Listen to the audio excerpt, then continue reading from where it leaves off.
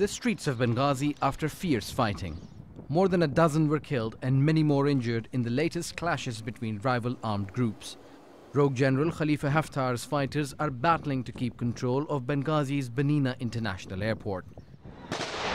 For months, the city of Benghazi has been a battlefield after Khalifa Haftar began a war on other militias.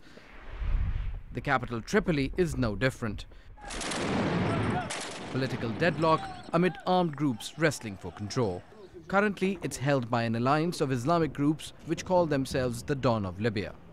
So-called Libya's Dawn operation is an operation conducted by the former freedom fighters which fought against the Gaddafi. And they see now that the former Gaddafi people are trying to regain power again in Libya.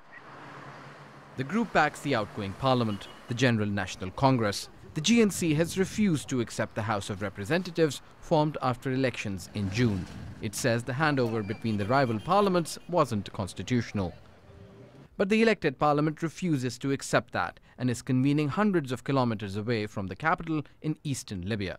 On Monday, it admitted losing control of the ministries and asked Abdullah al-Thani to form a new government. But that's unlikely to have any effect on the political deadlock, fueled by an armed struggle.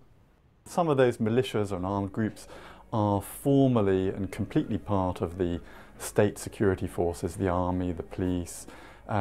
Other armed groups remain entirely outside, and some armed groups straddle the two. World powers who helped overthrow Libya's Gaddafi regime are struggling to align themselves with one group.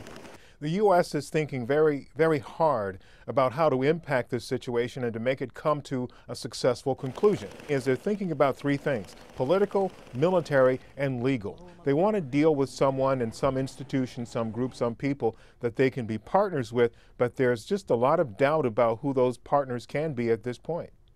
Observers say it might be better to avoid taking sides and instead come up with a diplomatic strategy to help Libyans find a peaceful path to stability. Osama bin Javed, Al Jazeera.